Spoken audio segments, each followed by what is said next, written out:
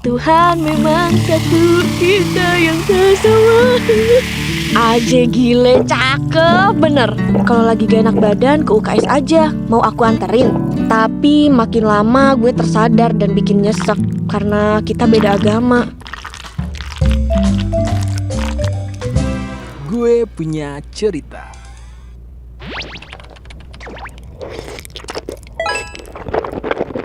Peringatan, animasi ini dibuat dengan tujuan sharing pengalaman pribadi sang pengirim cerita. Dimohon untuk menghargai cerita tanpa menyudutkan beberapa pihak. Selamat menonton.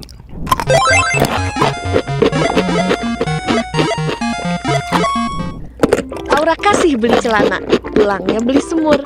Kenalin, gue Fiona, asalnya dari Kalimantan Timur. Anjay. Kali ini gue mau berbagi kisah kasih pas gue SMA. Percintaan yang gak cuma tentang dua hati yang saling sayang, tapi harus berpisah. Bukan karena bosan, apalagi orang ketiga, tapi suatu hal yang gak bisa diubah, yakni beda keyakinan. Bukan gue yakin dianya yang enggak ya, tapi Tuhan memang satu, kita yang bersama. Asli, rasanya lebih sakit daripada diselingkuhin, coy. Jadi kisah ini berawal di tahun 2021, pas gue masih kelas 10 SMA. Masa-masa sekolah ada shift pagi sama siang. Udah kayak kerja di pabrik aja. Soalnya Covid melanda Konoha gitu deh. Hari itu gue kedapetan masuk pagi. Setelah pelajaran, temen gue si Sela ngajakin nih buat ke kantin sebelum pulang.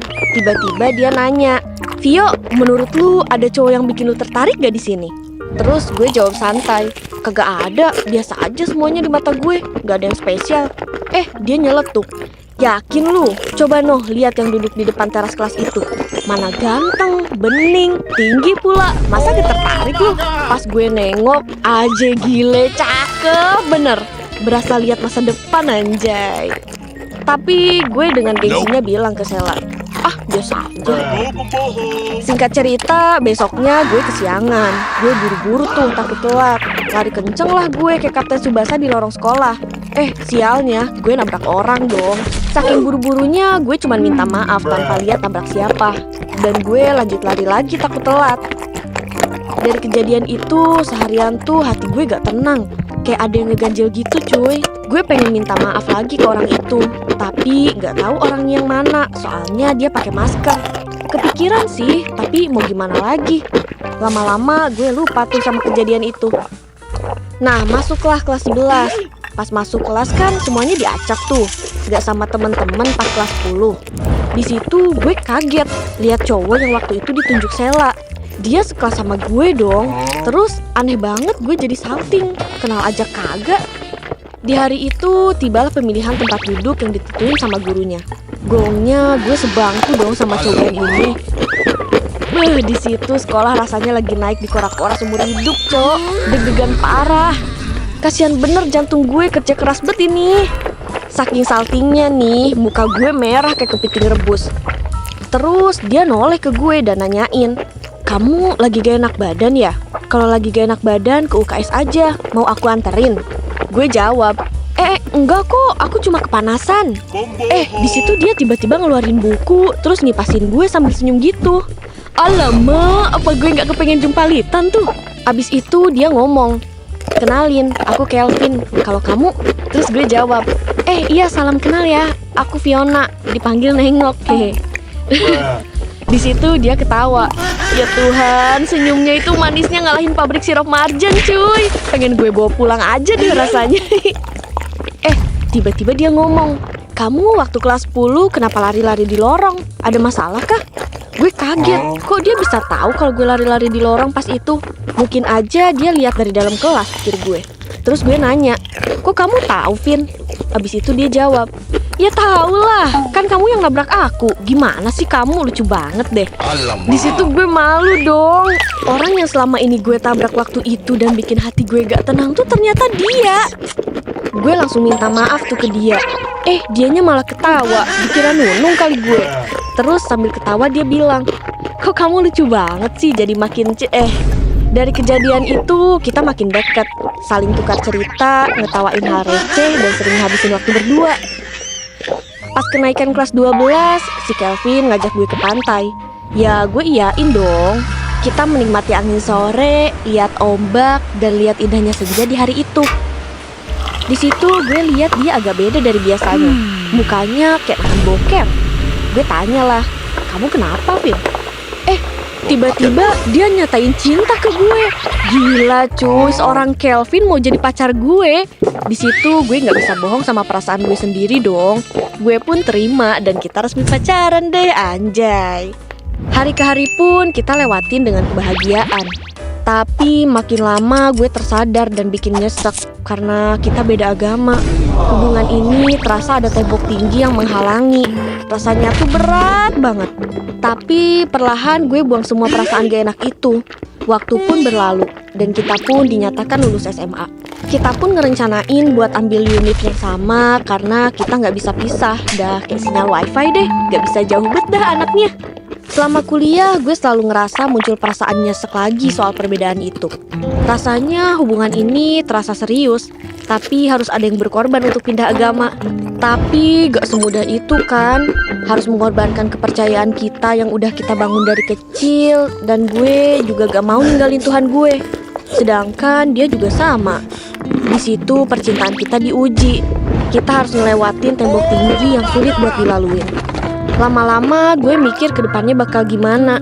Akhirnya di situ gue omongin perasaan yang selama ini ngeganjel ke dia. Gue pun ngomong baik-baik sama dia. Vin, aku ngerasa kayaknya udah gak cocok lagi. Rasanya berat, Vin. Aku gak tahu gimana lagi buat ngadepin perasaan ini. Kayaknya kita lebih baik sendiri-sendiri dulu deh. Apalagi kita beda agama, Vin. Pasti susah punya masa depan bersama. Terus Kelvin jawab, gini aja, kamu pindah ke agama aku aja. Nanti aku sama mama yang bakal bimbing kamu. What? Udah gila apa nih anak? Gue disuruh murtad dong. Toh pindah agama bukan jalan keluarnya. Dan gak menjamin hubungan selanjutnya bakal mulus aja kan. Ya gue jawab aja, yang bener aja. Masa gue harus ninggalin Tuhan gue demi cinta? Udah gila lu gue lihat-lihat. Dan dari situ kita adu cekcok mulu. Dan hubungan 3 tahun itu pun selesai. 2 bulan setelah putus, gue dengar kabar dari teman-temannya Kelvin, dia berhenti kuliah. Gue gak tahu sih alasan dia berhenti kuliah karena apa. Suatu hari ada telepon masuk dari mamanya Kelvin. Gue pikir ngapain Kelvin telepon pakai nomor mamanya. Orang semua sosmednya gak gue blok kok. Gue angkat lah tuh telepon. Halo? Yang nyautin beneran mamanya dong. Beliau bilang, Kelvin pengen ketemu untuk yang terakhir kalinya, nak.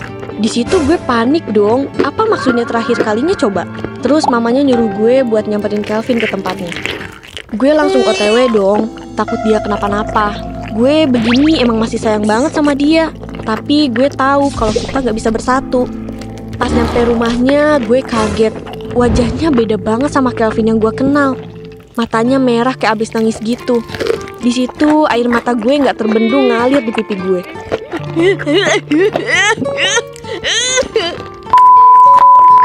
Gue pun nanya ke Kelvin, Vin, kamu kenapa? Kamu sehat-sehat aja kan? Abis itu Kelvin bilang, aku sehat-sehat aja kok sayang. Makasih ya udah mau nemenin aku selama ini. Makasih banget udah luangin waktu kamu buat ketemu sama aku untuk terakhir kalinya.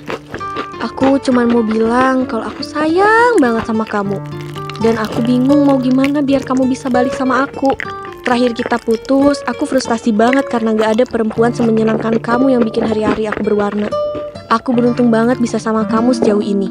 Aku sayang banget sama kamu. Kamu satu-satunya cinta pertama sekaligus cinta terakhirku. Akhirnya aku mutusin jadi rohaniwan. Aku sayang kamu, Vi. Abis itu Kelvin langsung ninggalin gue yang lagi blank. Kebingungan, gak tahu harus respon apa. Gue juga gak paham kerohanian itu apa. Dan gue pulang dalam keadaan pening banget. Gue langsung googling maksud kerohanian itu apa. Ternyata itu istilah buat orang yang mendedikasikan hidup sepenuhnya buat Tuhan. Dan mereka berjanji buat gak menikah dan punya keturunan supaya bisa fokus untuk pelayanan ke Tuhan. Itulah maksud dia bilang mau lihat gue untuk terakhir kalinya dan nganggep gue cinta pertama dan terakhirnya. Gue bener-bener kehilangan dia untuk selama-lamanya. Gue sampai demam 3 hari karena kepikiran Kelvin terus. Gue juga udah coba hubungin dia, coba cari sosmednya, tapi semuanya gak ada, seolah lenyap dari peradaban. Gue chat mamanya Kelvin pun gak bisa dihubungin. Akhirnya gue ke rumahnya Kelvin, tapi gak ada siapa-siapa. Tiba-tiba lewat bapak-bapak. Dia ngasih tahu kalau Kelvin sekeluarga udah pindah dan gak tahu pindah kemana. Gue balik-balik lemes banget dan nangis sejadi-jadinya. Ortu gue khawatir sama keadaan gue, tapi mereka juga gak tahu harus gimana. Lambat laun, waktu berjalan dan gue harus bisa mengikhlaskan semua yang terjadi. Gue mencoba bangkit dan pulih. Terkadang orang yang paling kita sayang harus kita lepaskan. Bukan karena cinta itu habis, tapi karena cinta juga berarti menghormati pilihan dan keyakinan. Hubungan gak selalu tentang bertahan. Kadang harus ikhlas dan merelakan. Pesan untuk Kelvin, terima kasih untuk 3 tahun yang indah. Ini bukan akhir, ini awalan versi baru diri kita. Dan buat kalian yang lagi berjuang di cinta yang gak sejalan, kalian harus ingat satu hal. Kalau cinta yang sehat gak pernah memaksa kamu meninggalkan Tuhanmu. Sampai di sini akhir cerita gue. Sampai jumpa di video gue punya cerita selanjutnya ya. Bye-bye.